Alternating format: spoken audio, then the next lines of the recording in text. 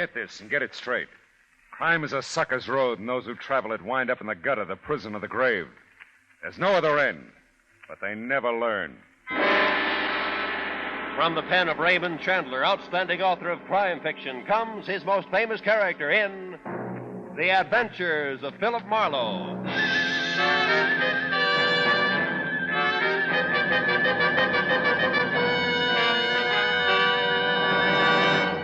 Now, with Gerald Moore, starred as Philip Marlowe, we bring you tonight's exciting story, The Long Way Home.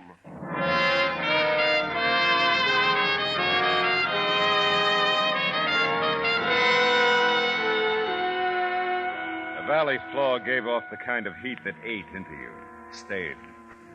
I wondered why some 800,000 people voluntarily made the San Fernando Valley their home. But that was their problem. My problem at the moment was to make a right turn off Riverside Drive, and I did. 4 or 5 blocks north, I saw the name on the redwood post by the driveway. Mr. and Mrs. Enos Harper. Yeah, this was it. I drove in the drive into the cool oasis, an orderly wilderness of pepper trees, palms, evergreens, and everything else I'd ever seen grown in Southern California. The house sat well back on the lot, very neat. Also redwood to match the post by the driveway.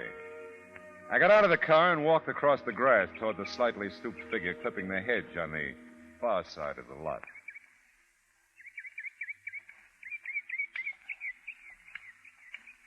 Oh, my. I didn't hear you coming. Oh, I'm sorry. Hope I didn't frighten you. I'm Philip Marlowe. You Mr. Harper? Oh, yes, indeed, Mr. Marlowe. I'm glad you're here. Here, I'll pull up this chair. Oh, that's all right. I'll get it. It's all right. I've got it now. Oh. There. Sit down, Mr. Marlowe. Oh, well, how about you? Well, if you don't mind, I'll keep on clipping the hedge here while we talk. I feel better doing something, you know. Oh, sure. We could go into the house, I guess, if you'd rather.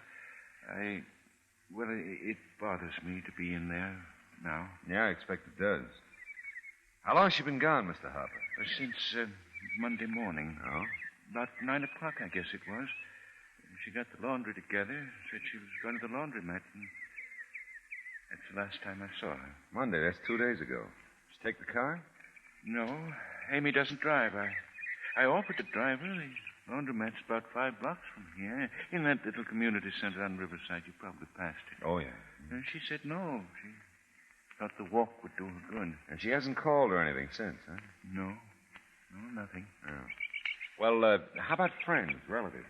Well, I've inquired around the neighborhood. You see, we haven't lived here long, Mr. Marlowe. We're not really what you call well acquainted with anyone here. You mean the valley? Well, in California, really. Oh. We're from New Jersey. Came out here right after the first of the year. Amy always wanted to live in California. And, well, we moved out. Yeah, but about those relatives, you didn't say whether I have none living. Oh. Amy does have a cousin out here, Cousin Beatrice. That's all I've ever heard her called, Beatrice. She lives in Burbank. I've never met her. Seems like I've always been busy when Amy's gone over there. Mm-hmm. Cousin Ray usually picks Amy up. That's Cousin Beatrice's husband. Well, have you called there since Amy's disappearance? Oh, yes, a number of times, but there's been no answer. And that's odd, too. How odd? Cousin Beatrice is an invalid, Amy says. That's why she's never come to call on us. Well, perhaps they were out when I called. Maybe so. Tell me, Mr. Harper, you and Amy, have you been happy together? I mean, you haven't quarreled or anything. Oh, no, Mr. Marlowe. Amy and I have never raised our voices to one another. We've been very happy. Yeah. Well, there isn't much to go on. Oh, by the way, have you checked the hospitals? You know, there could have been an accident. I thought of that first. Yes, I've called them. No one fitting Amy's description. Oh, that's a point about that description. You have a recent picture of your wife? Oh, yes, of course. Will you come in the house, Mr. Marlowe? I'll get one for you. Okay, sure. Ah, dear. Amy loved it here, Mr. Marlowe. Flowers, big trees, all those plants, you see. Amy cared for them, watered, cultivated them. Yeah. This is her garden, Mr. Marlowe. I'm just trying to keep it nice for her. turned finally, a slight little gray man, led the way into the house. I felt sorry for him. Didn't take much to figure that his Amy was his whole life. And in his mild, gentle way, his heart was broken. Inside the house, as neat and well-kept as Enos Harper himself, I got the first real shock of the day. Because the Amy I'd pictured in my mind as Enos spoke of her was nothing at all like the portrait he handed me from the mantel. She's beautiful, isn't she, Mr. Marlowe? Yeah. Yes, she is. Yes. She's young, too. Much younger than I. Yeah, much? I'm a very lucky man, Mr. Marlowe. Well, about this picture, do you have a smaller one I can take with me? Why, yes. One of these on the desk should be about the right size, I should think. I hadn't spotted the gallery on the desk across the room until Enos started for him. A quick count, and I came up with 7 pictures of Amy, carefully arranged along the top ledge of the desk. All different, all beautiful. Sensational is a better word, I think. The tinted one showed the hair to be ash blonde, the eyes large and brown, and the mouth full. Enos broke the spell. This one, Mr. Marlowe, I believe it's Amy's favorite. Oh, thanks. This'll do fine. I'd want it back later. Oh, sure, you bet. Now then, is there anything more, anything else that might be helpful? Well, let's see. Oh, yeah, that Cousin Beatrice, Cousin Ray, their address and phone in Burbank, huh? And if they have a last name, that would help. Well, I don't have their address, but I imagine it's in the book. Name's Quinlan. Quinlan? Ray Quinlan, Burbank. Okay. And by the way, you said the laundromat your wife patronized is in the community center on Riverside? On the north side of the street, just a few doors east of where you turned to come up here. Oh, right. I'll be waiting, Mr. Marlowe. If you find out anything. Oh, sure. Right away.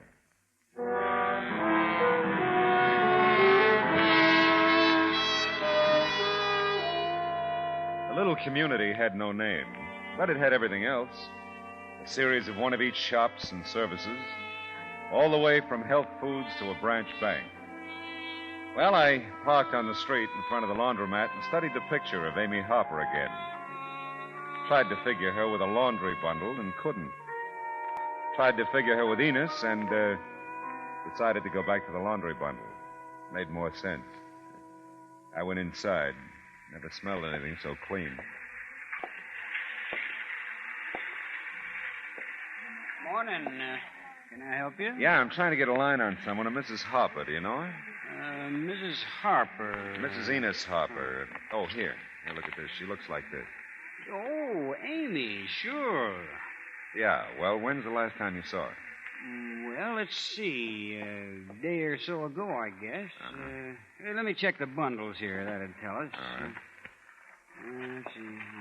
Oh, yeah, here we are. Monday it was. Monday morning, I think. Yeah, well, what I'd like... Excuse me, but my daughter's double parked out in front. Can I pick up my laundry?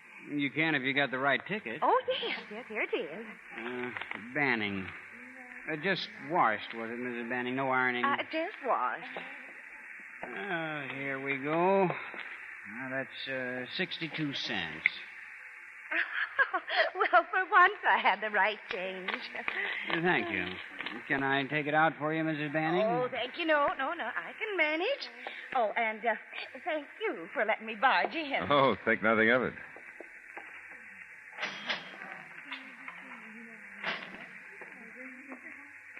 What do you mean, you're trying to get a line on Amy?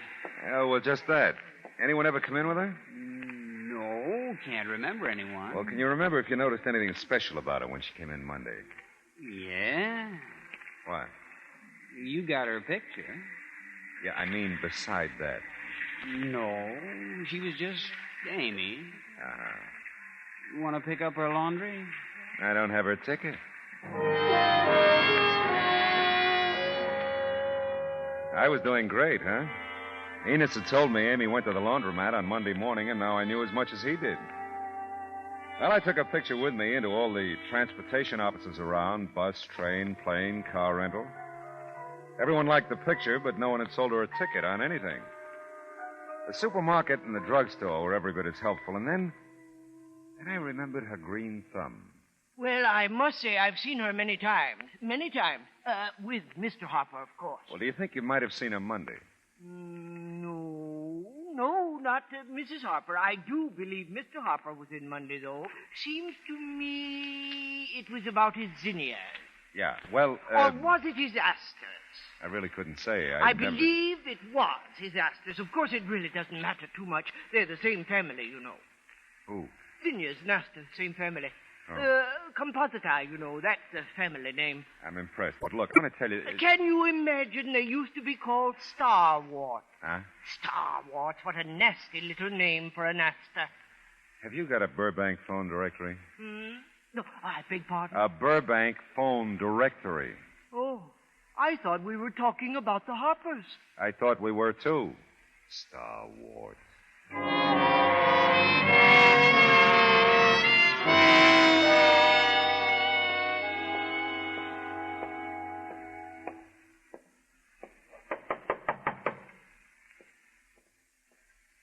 Yeah? Ray Quinlan? That's right. Oh, well, I'm Philip Marlowe, investigating the possible disappearance of Amy Harper. Amy. Oh, come in. Thanks. Come in. I understand that she's your wife's cousin? What? Oh, Beatrice, yeah. Sit down, Marlowe. Oh, thanks. Enos hired you, huh? Yeah, that's right. He says he's tried to call here several times and no answer. How long has Amy been missing? Since Monday morning. Took some laundry to the laundromat, and that's all anybody knows. Have you seen her since then? Heard from her? No, I sure haven't. We halfway expected to hear from Amy Monday, too. Usually do, but we didn't. Well, how about your wife? Can I talk to her? Beatrice isn't here. I took her to the hospital this morning. They're going to operate later today. Oh, I hope it does the trick. Yeah, so do we. Well, that's right. Enos says she's an invalid. Yeah, that's right. About Amy, that's all you know? Just that she left for the laundromat? And got there, that's about it. It's crazy. Amy wouldn't just disappear. Wouldn't she? No. No, I don't think she would. Yeah. Well, I'm in the book, Mr. Quinlan. Central Directory. If you get any ideas, call me, huh? Yeah, I will. Oh, by the way, were they happy together, the Harpers? Yes. As far as I know.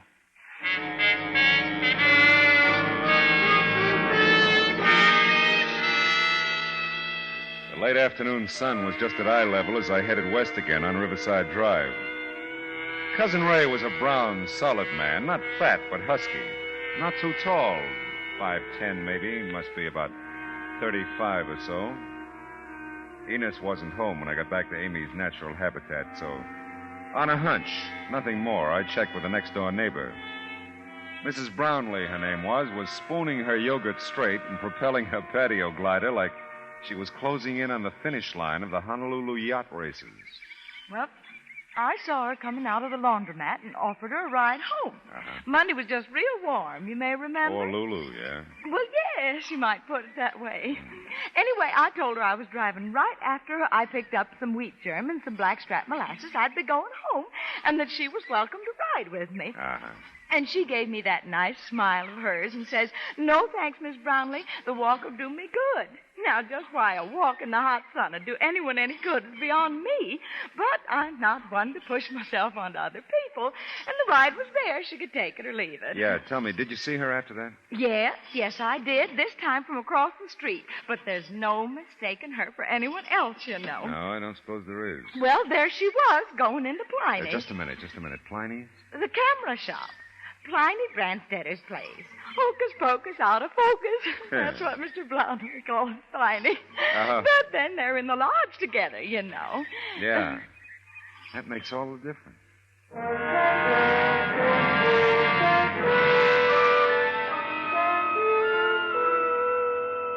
I really wouldn't know if she was or not. You see, Pliny's not here.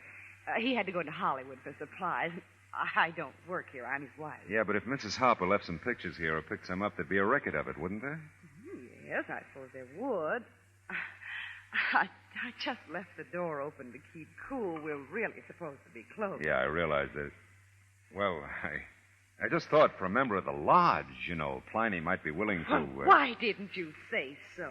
Well, Left your emblem on your other suit, I'll bet. Yeah. Oh, Pliny does it all the time. You men. That's right. I'm in the auxiliary. Are you really? Mhm. Well, now, let's have a look here. Pictures for Mrs. Harper. Ought to be here, if they're back yet. Amy Harper? Yeah, that's right. There you are, Mr. Harper. Oh. That'll be 73 cents, including tax. Oh, about that. 73 cents, Mr. Harper. Oh, yeah, well, I want to tell you two things. I think Mrs. Harper would want to pick these up herself, and, I'm not Mr. Harper. I slowed to a walk around the corner, got in my car, and thought about what I'd seen. A cozy selection of pictures taken at the beach, of Amy mostly. But one or two of Cousin Ray lifting weights yet. And one of Amy and Ray together. Who took it? Enos? Cousin Beatrice? I don't think so. Well, it was almost dark now as I eased the car into Enos's driveway. And when I got there, it was dark. The sky above still held the afterglow of early evening. But the web of compact trees and shrubs that surrounded the Harper house made patches of blackness all around me. I got out of the car and I saw a light somewhere in the back of the house. And back there, too, a faint sound I couldn't distinguish. There was a sudden movement from the hedge behind. Oh! Stay out of it, Marlowe. Stay out of it!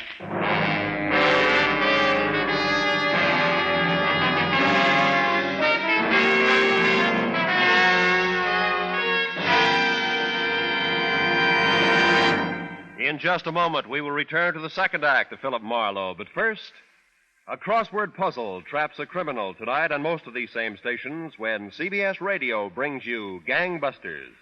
This latest Gangbusters thriller, titled The Case of the Missouri Puzzle, is law enforcement at its cleverest. Tonight on CBS Radio, you're cordially invited to sit in as an armchair sleuth and enjoy the case confronting Gangbusters. And now, with our star, Gerald Moore, the second act of Philip Marlowe, and tonight's story, The Long Way Home.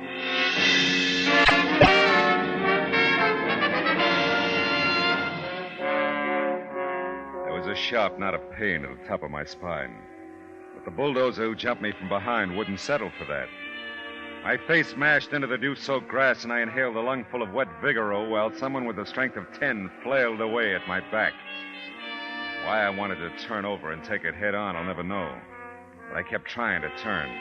I slithered instead, slid along the wet grass with a vice on my back. A vice with a voice that kept hounding me. Stay out of it, Marlowe. Stay out of it. Hey, Hopper. Hey, you had it, Marlowe. Hopper. Hopper. Get off my property now. Go on, get over here. Hey, Hopper. Yes? Why, Mr. Marlowe. What's left of me? Oh, I don't understand, Mr. Marlowe. What happened? Who was it? 3 guesses. What do you mean? Skip it. Well, you better come into the house, Mr. Marlowe. Yeah, I'll help you. Easy. Is it loud enough for you to hear out back?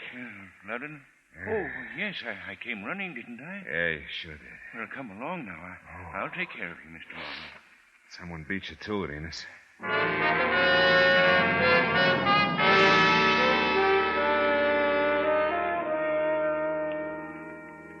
There now. You should feel better. Should I? Hey, Enos. Yes? You like the beach? Why, it's all right, Mr. Marlowe. I'm not much of a swimmer anymore. Well, Amy never cared for the beach, so we never went. Uh-huh. So why do you ask? I don't know. Why do you ask anything? Mr. Marlowe, I know you've been through a lot. I wouldn't blame you if you'd want to give up looking for Amy. If you would. Forget it, Enos. I don't give up anything.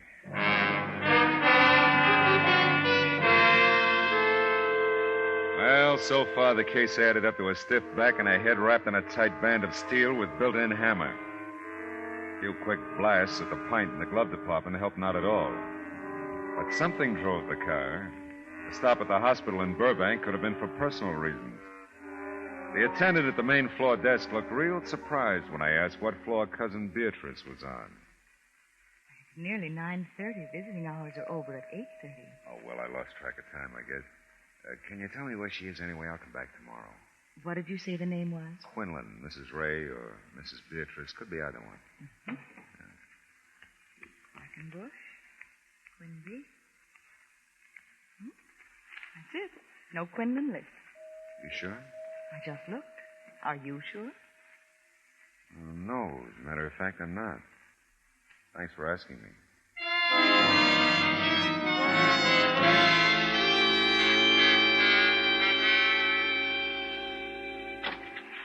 Oh, Marlowe, come in. Yeah, I will.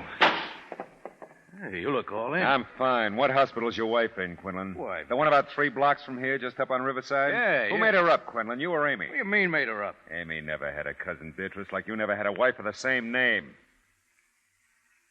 Well, you know that much.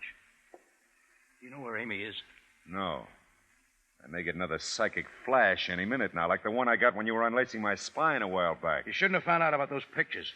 More than that, you shouldn't have gone to tell Enos about them. There's a lot he don't know. Amy doesn't want to hurt the old guy. We've been trying to figure out how to tell him. Have you got any leads on her? Not any real ones. Hey, wait a minute. You really don't know where she is. If I knew, I'd be with her. Oh. Hey, tell me, how'd you meet her? At a bar over in Riverside near where she lives. Yeah? She'd already invented Cousin Beatrice all by herself to give her someplace to go. Well, we liked it being together. Got kind of brave about it after a while. Sometimes I go right up to her door for her. The rest of the time, we have a regular corner where I pick her up. This corner, is it near her house? Not far. I was supposed to pick her up Monday, but she didn't show up. Yeah. Hey, you know what's funny? I was all set to beat your head flat when I came in. All of a sudden, I don't feel like it.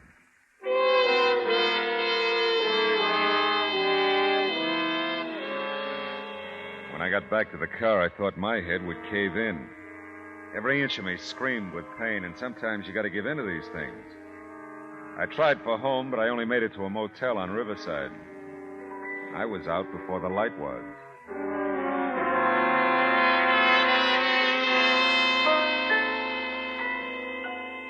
I found a barber shop and black coffee the next morning in the community center near Harper's. It was a thick, fuzzy 10 o'clock when I reeled out onto the street and headed toward my car. That's the one, Tiny. The tall man. Hey, you there. Wait a minute. Me? Yeah, hey, you. You sure, honey? I'm sure, all right. Oh, what's the trouble? I do something wrong, Mrs. Pliny? Tiny thinks so. Tell him. Well, posing as a lodge brother when you're not is pretty serious, mister. I don't like that. Well, I don't think much of it myself now that I think of it. But we'll skip that. What I want to know is what's the deal with those pictures of Mrs. Harper's? No deal? Why? Everybody's looking at them. Nobody's picking them up or paying for Wait a them. minute. Do that slow. All right. First, Mrs. Harper comes in. Monday it was, Monday. And they're not ready yet. She says she'll pick them up later that day. She don't come back. A guy does, though. He just looks at them, smiles, and says she'll get them. Who was he, do you know? Well, I don't know him. He a young guy, brown hair, got a tan. Uh-huh. Well? Well, in about an hour, another guy comes in, and he looks, but he don't buy. Then last evening, you... Now, wait a brought minute. in. That second guy, Pliny, he's older. Small man, gray, about 60. Yeah. Now, here's my problem. Who wants those pictures? Not your problem, Pliny, old boy. It's mine.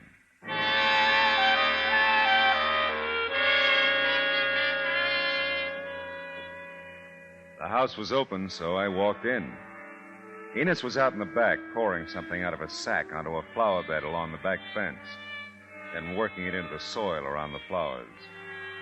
I looked around and found a bedroom that had to be Amy's. Everything was neat, in order. I turned and started out of the room, and then I saw it sticking out from under a cologne bottle on her dressing table. I picked it up, and as I turned to go out, 3 matched pieces of luggage pointed an accusing finger. And then I found my way back into the garden. Hi. Good morning, Mr. Marlowe. Have you found out anything? Yeah, I think I have. This laundry ticket, Enos, I found it in Amy's room. Oh? Why didn't you tell me the truth in the first place? I don't know what you mean. Amy was here after she left for the laundromat. The ticket proves it. Well, You found out about Cousin Ray, didn't you, Enos? You looked at the pictures in the camera shop. Maybe you'd suspected for a long time, and this cinched it. So you picked her up on the corner instead of Ray, and you came home. Mr. And you had a big, fat fight about Ray, didn't you? Right. Yes. Yes, we did. I said some horrible things, Mr. Marlowe. Horrible things. Now you're sorry. You want her back, don't you? Right. I'd give anything to have her back, Mr. Marlowe. I love her, you know. Yeah, I know. Enos, I looked through Amy's closet. It's pretty full of clothes. Her luggage is still there. Yes. Amy has a lot of clothes. She wears them well, too. Amy didn't go very far, Enos. No. The man in the garden shop says you're the gardener around here. Not Amy. Did he? That sack of lime is almost empty, Enos. 50 pounds is a lot for a garden, isn't it? Depends on what use you put it to, Mr. Marlowe. Did you have to kill her, Enos? To keep her, I did. She wanted to leave me. Go away with him. I couldn't stand that. Did you think I wouldn't figure it out? I didn't know. But I had to find out. Didn't I, Mr. Marlowe?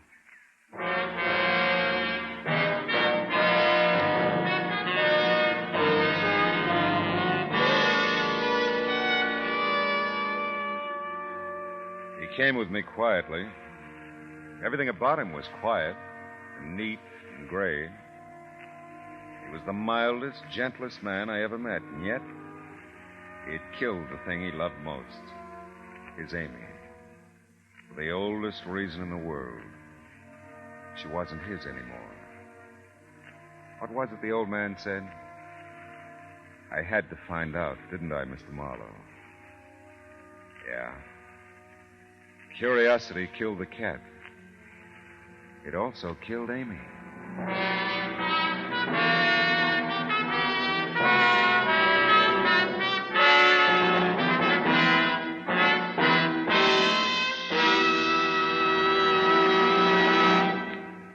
The Adventures of Philip Marlowe, bringing you Raymond Chandler's most famous character, star Gerald Moore, are produced and directed by Norman MacDonald and written for radio by Kathleen Height. Featured in the cast were Bill Johnstone as Enos Harper and Jack Moyles as Ray Quinlan, with Mary Lansing, Sam Edwards, Junius Matthews, Vivi Janis, and Peter Leeds. Gerald Moore may currently be seen in the Santana production, Sirocco. The special music for Philip Marlowe is composed by Pierre Garrigank and conducted by Wilbur Hatch. Be sure to listen again next week at the same time when Philip Marlowe says... This time the parlay was divorce to kidnapping to blackmail. And everybody was a wise guy. The dame, the racket boss, and the private eye. But the wisest guy of them all turned out to be an 8-year-old kid.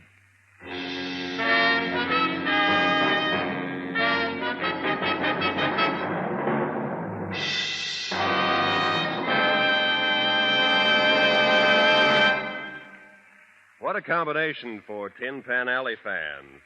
Steve Allen is MC. His vocalists this week are Peggy Lee and Johnny Desmond. Song publisher J.J. Robbins, band representative Mark Hanna, and composer Mitchell Parrish are the judges.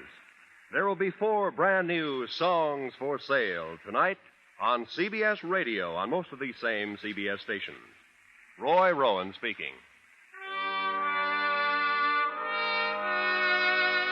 This is the CBS Radio Network.